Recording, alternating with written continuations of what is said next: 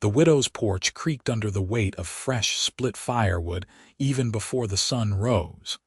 And by the time the first light touched the valley, Orla Everwood had already visited 3 houses and had a dozen more to go. Her breath clouded white in the mountain air as she hefted another armload from her cart, moving silently despite her size. The wood landed with muted thumps against the wall of the small cottage, each piece split clean and true. She worked quickly, her green fingers rough from years of axe work arranging the logs so they would shed water and snow.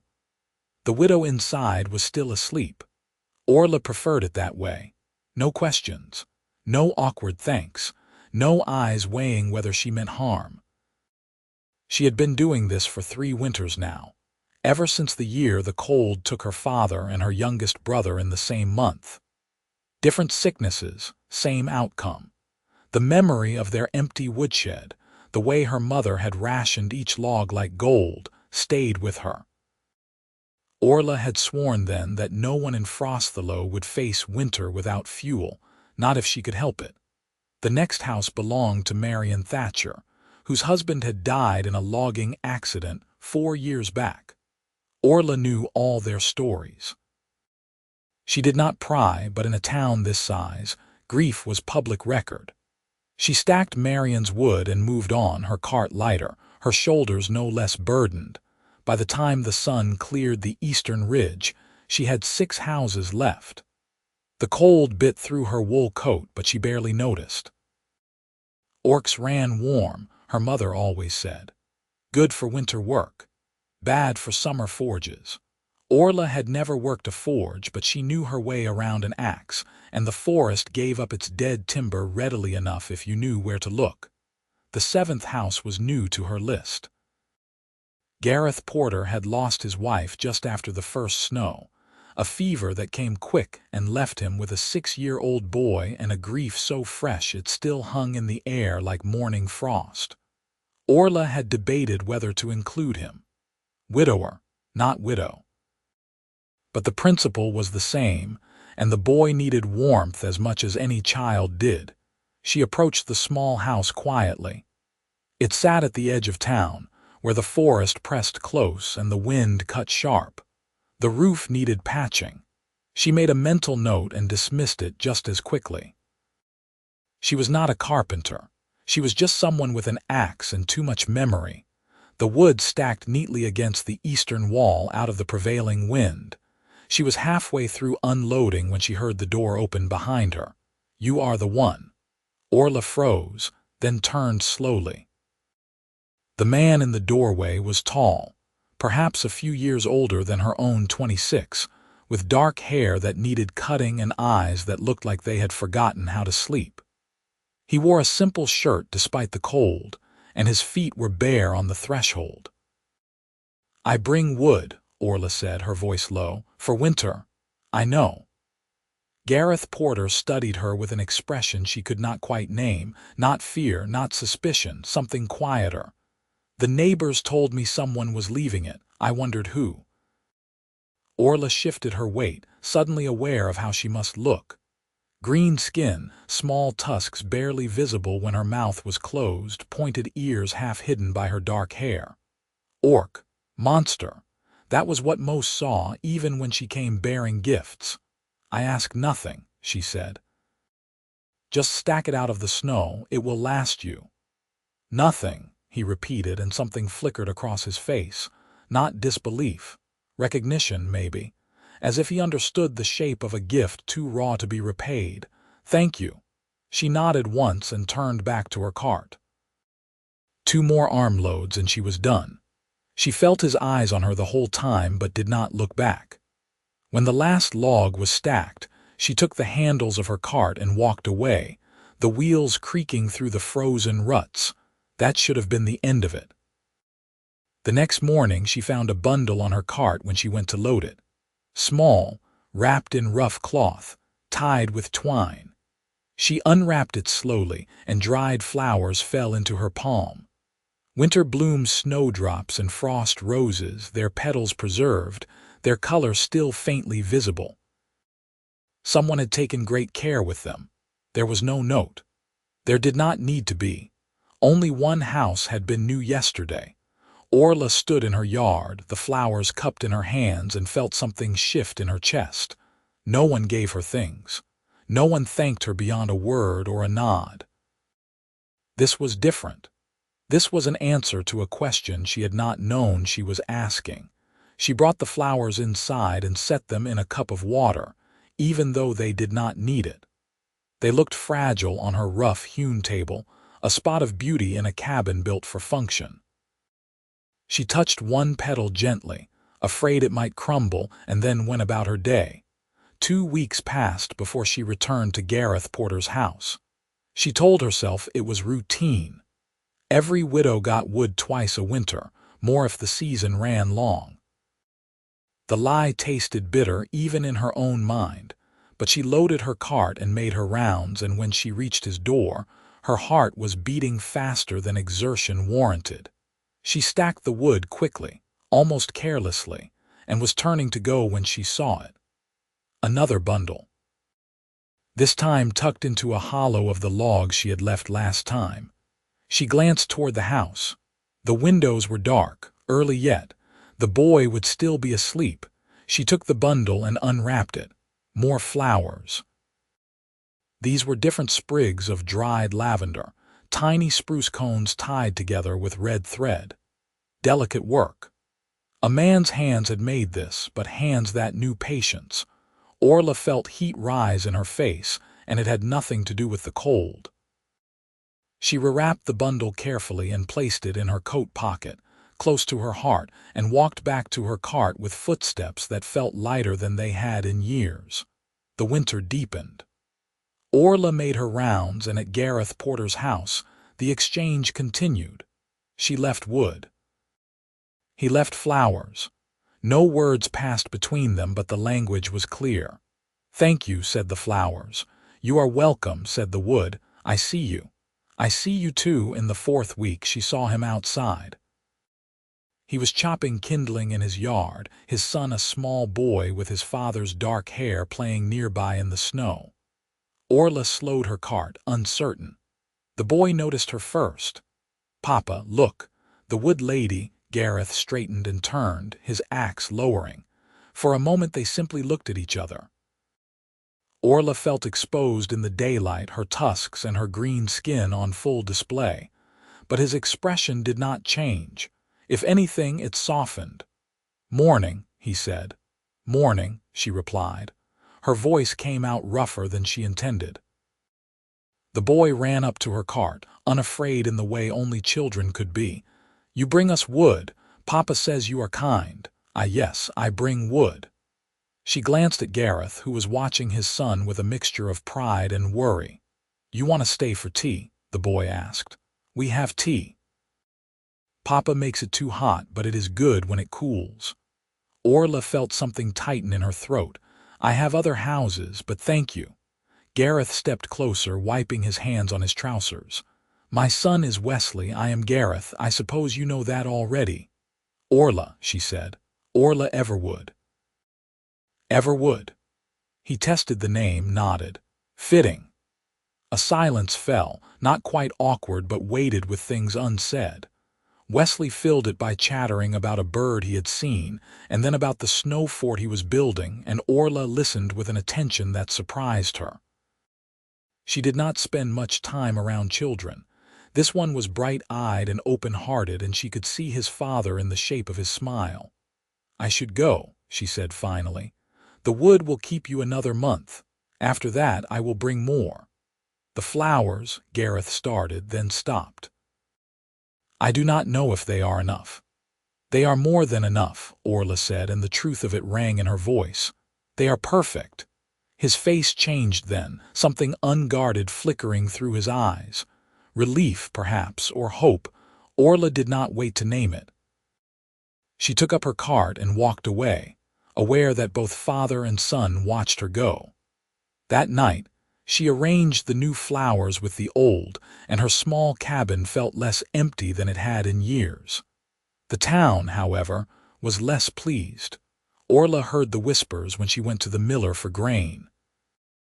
saw the looks when she sold firewood at the market. The same people who nodded their thanks when she left wood at their doors now eyed her with suspicion when she walked past. "She is spending an awful lot of time at the Porter place," someone muttered. "Poor man just lost his wife. Last thing he needs is an orc sniffing around. What does she want anyway? No one does something for nothing." Orla kept her head down and finished her business. She had lived in Frosthlow all her life, had been born in a cabin 2 miles up the ridge, had buried her father and brother in the town cemetery. It did not matter. Green skin made her foreign. Tusks made her dangerous. Kindness made her suspect. She told herself it did not hurt. She told herself she had expected nothing different. But the lie sat heavy, and when she returned to her cabin, she stood in the doorway for a long moment before going inside. The flowers were still on her table. She touched them gently and felt the hurt recede just a little. The next week, Gareth appeared at her door. Orla was cutting kindling when she heard the knock, and she set down her axe slowly, wiping her hands on her apron. She was not used to visitors, the few friends she had usually called out rather than knocking. She opened the door cautiously and found him standing there, hat in hand, his expression serious. "Gareth." "Miss Everwood, I hope I am not intruding." "No," she stepped back. "Come in." He entered slowly, his eyes taking in the small space. It was tidy, sparse, functional. The flowers sat on the table like a declaration.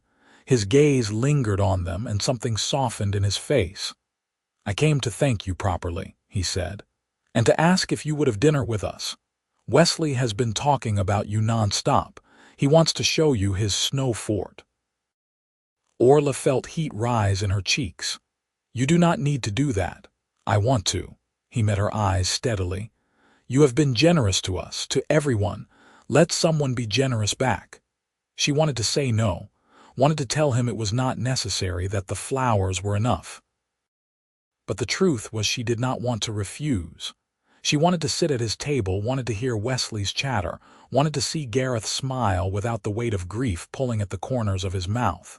"All right," she said. "When?" "Tonight, if you are free. Nothing fancy, just stew and bread."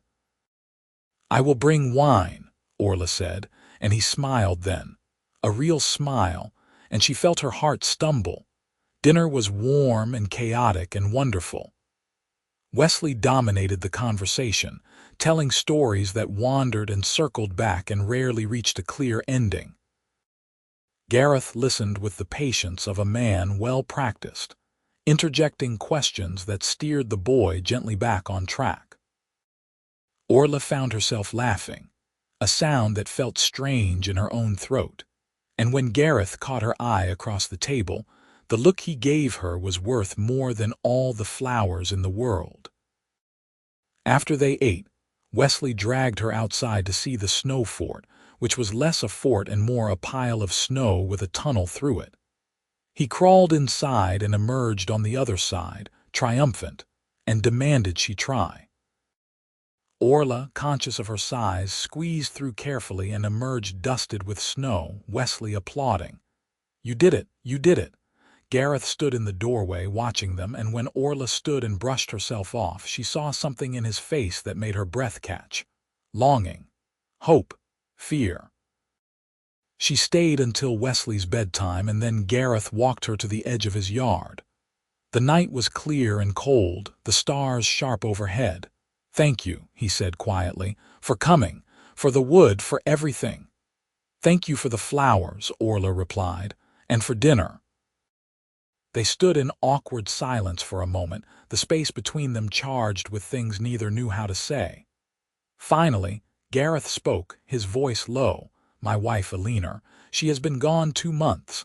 Some days it feels like yesterday. Some days it feels like years." He paused, searching for words. "I did not think I would feel anything again. But then you came and you left wood and you did not ask for anything, and he stopped, shook his head." Orla waited, her heart pounding. "I do not know what I am trying to say," he admitted. "Just that I am glad you are here." I am glad too, Orla said, and the words felt like stepping off a cliff. He smiled, soft and sad and real, and then he turned back to his house.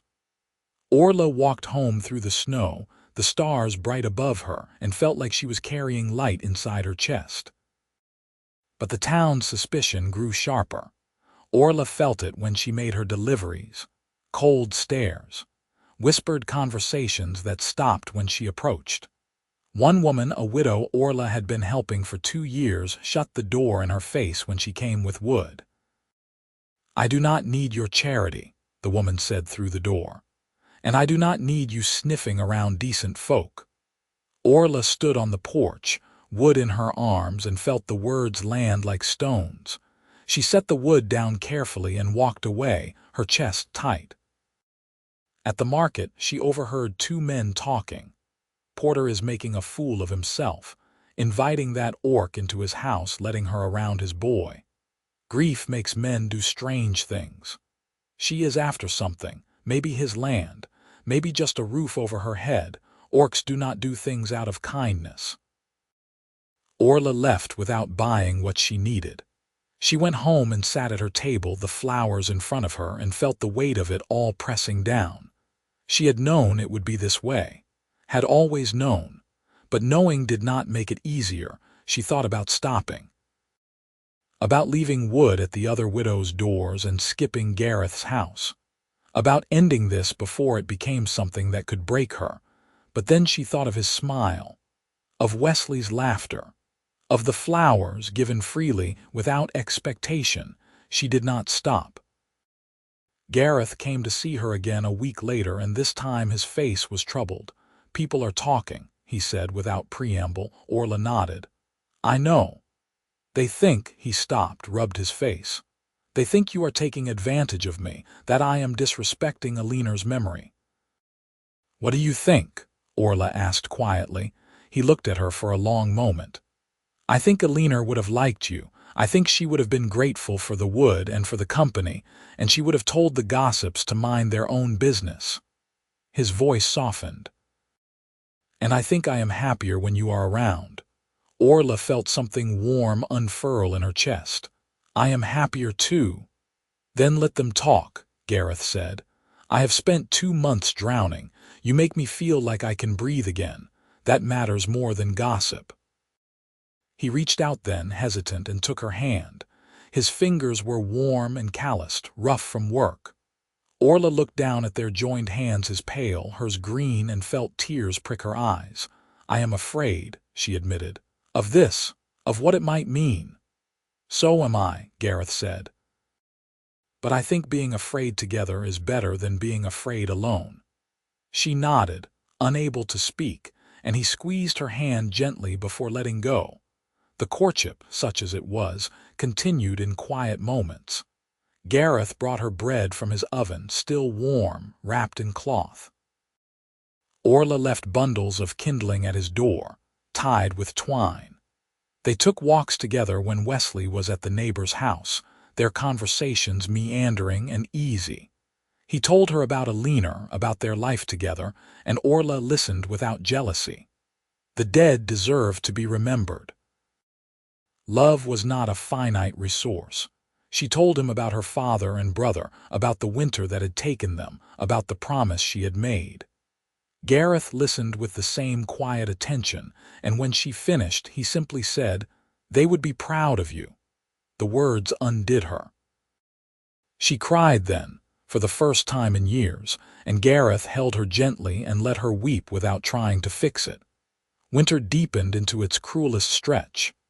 The snow piled high, and the wind howled through the valley like a living thing. Orla made her rounds with grim determination, fighting through drifts that came up to her thighs. The widows needed the wood now more than ever. And then the blizzard hit. It came down from the north with a fury that caught everyone off guard. The snow fell so thick, Orla could not see her own hand in front of her face, and the wind screamed through the trees like a wild animal. She made it home before the worst of it, barred her door and waited it out. 3 days. The storm raged for 3 days, and when it finally broke, the world was buried under snow. Orla dug herself out and surveyed the damage. Trees down, roofs sagging, and the houses at the far end of town where 4 of the widows lived were cut off completely, the road impassable. She knew what that meant. No wood, no way to keep fires going. 3 days of blizzard would have burned through their stores. They would be cold, frightened, possibly in danger. Orla loaded her cart with as much wood as it would hold and set out, but within an hour she knew it was hopeless. The snow was too deep, the drifts too high. The cart kept getting stuck, and even her strength had limits. She was struggling to free the cart for the 3rd time when she heard a voice. "You need help." Gareth stood behind her, a sled loaded with wood and supplies. He wore a heavy coat and a determined expression. "You should not be out in this," Orla said. "Neither should you, but here we are." He moved to the other side of the cart. "Wesley is with the neighbors. I am free to help, and you are going to need it." Together, they worked to transfer the wood from her cart to his sled, which moved more easily through the deep snow. When it was loaded, they set out together, breaking trail as they went. It was brutal work. Orla's shoulders burned, her lungs ached, but Gareth kept pace beside her, never complaining, never slowing. They reached the first house by midday. The widow inside, a woman named Catherine, ancient and frail, was huddled by a fire that had burned down to embers. Her relief when she saw them was palpable. "I thought I would freeze," she said, her voice shaking. "I thought no one would come." "We are here," Orla said, and set about building up the fire while Gareth unloaded wood. Catherine wept quietly, and Orla pretended not to notice. The second house was worse.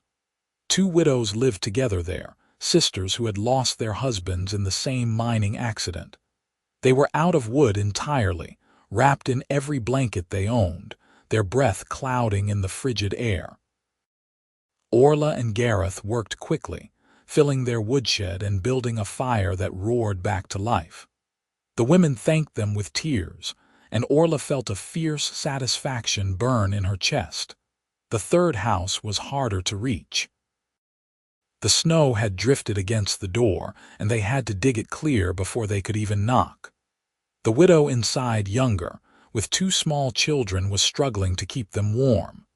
The children clung to their mother, silent and wide-eyed. Gareth spoke gently to them while Orla worked. He had brought food as well as wood, and he set it out while the fire caught. The children crept closer, drawn by the warmth, and he told them a story about a brave knight and a clever fox. Orla listened while she stacked wood, her hands moving automatically, her heart full. By the time they reached the 4th house, the sun was setting. This widow was middle-aged, capable, but her woodshed had collapsed under the weight of the snow, burying her supply. She had been trying to dig it out herself, but the task was beyond her. Orla and Gareth dug side by side, hauling snow and broken timber until they uncovered the buried wood. Most of it was salvageable. They restacked it in a sheltered corner and reinforced the structure as best they could in the fading light. "Thank you," the woman said, and for the first time there was no suspicion in her eyes when she looked at Orla, only gratitude. "I do not know what I would have done." "You would have managed," Orla said, "but you do not have to manage alone." The walk back was quiet. They were both exhausted, their bodies aching, their clothes soaked through. But there was a companionship in the silence, a shared sense of purpose that needed no words. When they reached Gareth's house, he stopped and turned to her. "Come inside. Warm up before you go home." Orla hesitated. "Wesley will be thrilled to see you," he smiled, tired but genuine. "Please." She followed him inside, and the warmth hit her like a wall. Wesley came running, full of questions, and Gareth hushed him gently while he stoked the fire. Orla sank into a chair by the hearth, her body slowly thawing. Gareth brought her tea too hot, just as Wesley had warned, and sat across from her. For a moment they simply looked at each other, too tired for words. "We made a good team today," he said finally. "We did. I would like to do it again, not the blizzard part, just working together." Being together. Orla set down her tea, her hands trembling. "Gareth, I know it is complicated," he said quickly. "I know people talk. I know I am still figuring out how to live without a leaner, but I also know that when I am with you, I feel like myself again. Like there is a future worth looking toward." "I feel the same," Orla said, her voice barely above a whisper. "Then stay," Gareth said. "Not just tonight. Stay." She understood what he was asking, not marriage, not yet, but something more than stolen moments and secret smiles. A real courtship. A real chance. "The town will come around or they will not. I do not care anymore." His voice was steady, certain. "I care about you. Wesley cares about you. That is enough." Orla felt tears slip down her cheeks, hot against her cold skin. "I want to, but I am afraid of hurting you. Of people making your life harder because of me." Gareth reached across the space between them and took her hand. "You could never hurt me, and anyone who tries to make trouble will have to answer to me." She laughed through her tears, a sound halfway between joy and disbelief. "You are a strange man, Gareth Porter. And you are an extraordinary woman, Orla Everwood." Wesley, who had been listening from the doorway, chose that moment to run over and throw his arms around Orla's waist. "Does this mean you are staying? Papa, is she staying?" Gareth looked at Orla and she saw the hope naked in his eyes. "Yes," she said. "I am staying." Wesley cheered and Gareth smiled, and Orla felt something in her chest unlock. For the first time in her life, she let herself believe that she deserved this, that she could have this. The weeks that followed were not easy. The town's suspicion persisted, and there were those who went out of their way to make their displeasure known. Someone left a dead crow on Orla's doorstep with a note that said, "Go back to your own kind." Another time, a group of men cornered Gareth at the market and told him he was disgracing himself. Gareth did not back down. He told them plainly that Orla was a good woman who had done more for the town than most of them ever would, and if they had a problem with that, they could take it up with him directly. The men did not push further, but the tension remained. Orla tried to ignore it. She continued her deliveries, continued her work, but it wore on her, the constant weight of judgment. She began to wonder if she was being selfish. If loving Gareth meant making his life harder, was it worth it? She was sitting at her table, staring at the flowers wilted now, their petals brown when the knock came. It was not Gareth. It was Catherine, the elderly widow from the Blizzard rescue. "Miss Everwood," she said when Orla opened the door. "May I come in?" Orla stepped aside, puzzled. Catherine entered slowly, leaning on a cane, and sat in the chair Orla offered. "I came to apologize," Catherine said without preamble. "For what? For the way this town has treated you. For the way I stayed silent when people spoke ill of you." The old woman's eyes were fierce. "You saved my life, girl. You and that young man, and I have been a coward." Orla did not know what to say. "I am not the only one who feels this way," Catherine continued. "Others are starting to see." The Blizzard opened eyes. "People remember what you have done, even if they were too proud or too foolish to say it before." "I do not need recognition," Orla said quietly. "I just want to live in peace." "You deserve more than peace. You deserve respect." Catherine stood, leaning heavily on her cane. "There is going to be a town meeting in 3 days. I intend to speak. Others will too. I wanted you to know." Orla felt a flicker of hope, fragile and uncertain. "Thank you." Catherine nodded and left, and Orla sat alone with her thoughts. The town meeting was held in the largest barn, the space packed with people. Orla stood at the back, her hood up, trying to be invisible. Gareth stood beside her, Wesley between them, the boy's hand clasped firmly in hers. The meeting started with mundane business road repairs, taxes, disputes over property lines. Orla was beginning to think Catherine had changed her mind when the old woman stood, her voice ringing out clear despite her age. "I have something to say, and you are all going to listen." The room quieted. For 3 winters, Orla Everwood has delivered firewood to every widow in this town. She asked for nothing. She expected nothing. She simply did it because it was right. Catherine's gaze swept the room. And what have we given her in return? Suspicion, gossip, cruelty. Murmurs rippled through the crowd. Orla felt Gareth's hand find hers, squeezing gently. When the blizzard came, she did not hesitate. She risked her life to make sure we were safe, and she did not do it alone. Gareth Porter helped her, because that is the kind of man he is. And yet you people sit in judgment of them both, as if kindness and courage are crimes. One of the men who had confronted Gareth stood. "She is an orc. We do not know her intentions." "Her intentions are written in 3 years of firewood," Catherine snapped. "What more proof do you need?" Another voice joined in, one of the sisters from the second house. "She saved us. My sister and I would have frozen if not for her. And my children," added the younger widow. "She brought food and warmth when we had nothing." One by one the widows stood, 4, then 5, then 6. Each one spoke, their voices overlapping, a chorus of gratitude and defense. Orla felt tears burning in her eyes, and she blinked them back fiercely. The room was divided, but the tide was turning. The voices in her favor grew louder, more insistent.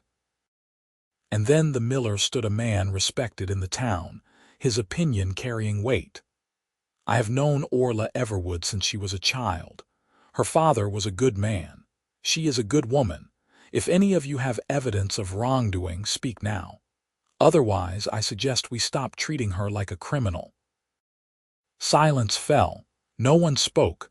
The mayor, a tired-looking man in his 50s, cleared his throat. "It seems the matter is settled. Miss Everwood has the town's gratitude. Anyone who wishes to dispute that can speak with me privately." No one did. The meeting moved on, but Orla barely heard the rest. She was shaking, overwhelmed, and when Gareth led her outside into the cold night air, she let the tears fall. "You did it," he said softly. "They see you now."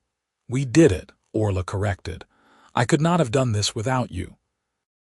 He pulled her close, and she let herself lean into him, his warmth anchoring her. Wesley tugged at her sleeve, and she looked down. "Are you sad?" he asked, worried. "No, sweetheart, I am happy." "Good." He hugged her waist. "I am happy too." Winter began to release its grip.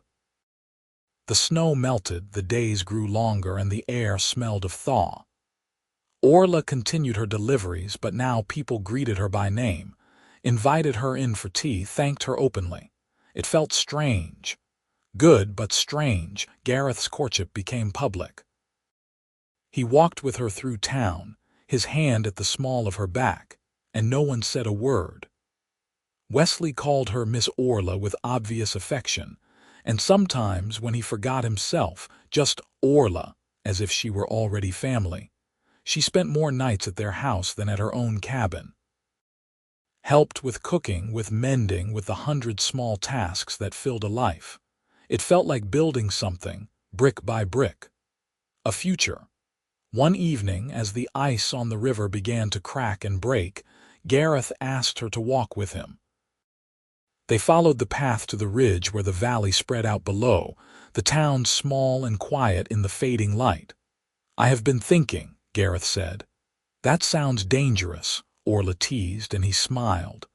"Elena and I built that house together. Every board, every nail, it was ours." He paused, his gaze on the distant rooftops. "But she is gone, and I cannot live in the past forever. I do not want to." Orla waited, her heart beating faster. "I want to build something new, with you." He turned to face her, his expression open and earnest. "I am not offering flowers this time, Orla. I am offering a home, a life, if you want it." She could not speak. The words stuck in her throat, too big and too bright to fit through. "I know it is not simple," Gareth continued. "I have a son, I have a past. But I also have love to give, and I want to give it to you if you will have me." "Yes," Orla managed, her voice breaking. "Yes, I want that, I want you. I want this." He kissed her then, gentle and sure, and Orla felt the world tilt and settle into a new shape. This was not the ending of grief. It was the beginning of something else. Something she had never let herself hope for. When they walked back to the house, hand in hand, Wesley was waiting on the porch. "Did you ask her, Papa?" Gareth laughed. "I did." And she said yes." Wesley whooped and launched himself at Orla, who caught him and swung him around, laughing. The boy wrapped his arms around her neck and whispered, "I am glad you are staying forever." "So am I," Orla whispered back. The season turned. Winter gave way to early spring, and the town began to prepare for the Thaw Festival, a tradition marking the end of the hardest months, a celebration of survival. This year, the widows insisted that Orla be honored. It was Catherine's idea, seconded by every woman she had helped, and the mayor agreed without hesitation. Orla protested, mortified by the attention, but Gareth simply smiled and told her to accept it gracefully. The day of the festival was bright and clear, the air still cold but holding the promise of warmth. The whole town gathered in the square, tables laden with food, children running wild, music drifting from a cluster of fiddlers. When the mayor called for silence, Orla felt her stomach twist with nerves. Gareth stood beside her, his hand warm in hers, and Wesley clung to her other side. "We gather today to mark the end of winter and to honor those who helped us through it," the mayor began. "This year, we have someone special to recognize." He gestured for Orla to step forward.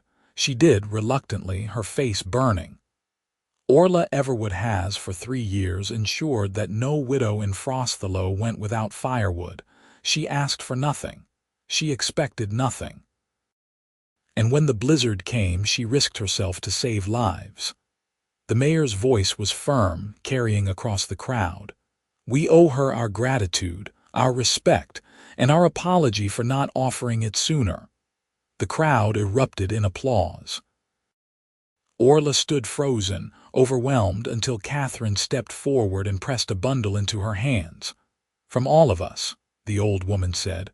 Orla unwrapped it carefully. Inside was a quilt, pieced together from scraps of fabric. Each square was different, some plain, some patterned, but stitched together, they formed a whole, beautiful and warm and made with care. "Every widow contributed a piece," Catherine explained, "so you would know you are part of this town, part of us." Orla clutched the quilt to her chest, tears streaming down her face. She tried to speak, but the words would not come. Finally, she managed, "Thank you, all of you, this means more than I can say." The applause swelled again, and Gareth stepped forward to lead her back into the crowd. Wesley hugged her leg, beaming, and Orla felt a warmth that had nothing to do with the quilt. That evening, after the festival wound down and the crowds dispersed, Orla and Gareth sat on his porch, Wesley asleep inside. The quilt was draped over Orla's shoulders, and she ran her fingers over the stitches absently. "I never thought I would have this," she said quietly. "What? A place. People who care. You." Gareth took her hand, threading his fingers through hers. "You always deserved it. The world just needed time to catch up." She leaned her head against his shoulder, and they sat in comfortable silence, watching the stars emerge one by one. "When should we marry?" Gareth asked eventually. Orla laughed softly. "I did not realize you had proposed." "I did, on the ridge." "Or did you think I was just speaking hypothetically? You asked me to build a life with you. You did not ask me to marry you." "I assumed that was implied." "Never assume with a woman, Gareth Porter." He shifted, turning to face her and took both her hands in his. "Orla Everwood, will you marry me?" "Yes," she said, smiling through fresh tears. "Yes, I will." He kissed her, and the night settled around them, soft and full of promise. They were married 6 weeks later, in the spring when the valley was green and the wildflowers bloomed in riotous color. The ceremony was simple, held in the town square with the whole community in attendance. Wesley stood beside them, solemn and proud, holding the rings on a small cushion. Catherine gave Orla away, the old woman's eyes bright with tears. The vows were traditional, spoken clearly, and when the mayor pronounced them married, the crowd erupted in cheers. Orla wore a dress she had sewn herself, simple and sturdy, with flowers from Gareth's garden tucked into her hair. Gareth wore his best shirt, his hair finely trimmed, his smile brighter than she had ever seen it. The celebration lasted well into the night. There was music and dancing, food and laughter. Orla danced with Gareth, with Wesley, with Catherine and the other widows. She felt light, unburdened, as if she had shed a weight she had carried for years. When the night finally wound down and they returned to the house, her house now, as much as his Wesley was asleep on Gareth's shoulder. They put the boy to bed together and then stood in the doorway of their own room, the space that had been Gareth and Eleanor's and was now Gareth and Orla's. "Are you all right?" Gareth asked softly. "I am better than all right," Orla said. "I am home."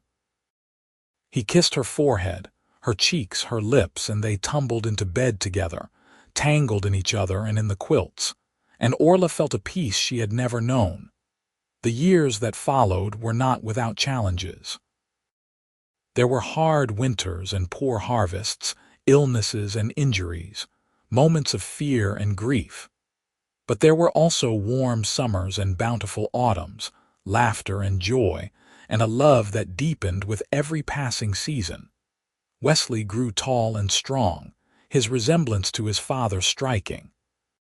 He called Orla Mama without prompting, and she felt the words settle into her heart like a blessing. She told him stories of his mother, of Eleanor's kindness and strength, and he listened with the solemnity of a child who understood that love did not have to be singular to be true. In their 3rd year of marriage, Orla gave birth to a son. They named him Warren, and he had Gareth's dark hair and Orla's green eyes. Wesley doted on his baby brother, and Gareth walked around in a daze of wonder and exhaustion. Orla continued to deliver firewood each winter, though now she had help. Gareth joined her, and sometimes Wesley too, the 3 of them making rounds together. The widows welcomed them with warmth, and new families, those who struggled, who needed help, were added to the list. The town, once suspicious, became a true community. Orla was no longer the orc woman. She was Orla Porter, Gareth's wife, Wesley and Warren's mother, the woman who made sure no one froze in winter. 2 years after Warren's birth, a daughter arrived. They named her Violet, and she was fierce from the start, her cries loud and indignant, her grip strong. Orla laughed through the exhaustion and held her close, marveling at the tiny life they had made. The house, once quiet and shadowed by grief, was now loud and bright and full. Orla walked through it some days and felt amazed. This was hers. They were hers. She was theirs. One winter evening, when Warren was 5 and Violet 3, Orla sat by the fire with the quilt the widows had made draped over her lap. Gareth was putting the children to bed, and Wesley, now a young man of 16, was out with friends. She traced the stitches, thinking of all the hands that had worked them, all the lives she had touched, and that had touched hers in return. The firewood had been a gift, yes, but the flowers Gareth had given her in return had been the beginning of everything. Gareth came downstairs and sat beside her, his arm slipping around her shoulders. "What are you thinking about?" he asked. "Flowers," Orla said, "and firewood. And how strange life is. Strange good or strange bad? Strange good, she said, leaning into him. Very good. He kissed the top of her head and they sat in comfortable silence, the fire crackling, the house warm and safe around them.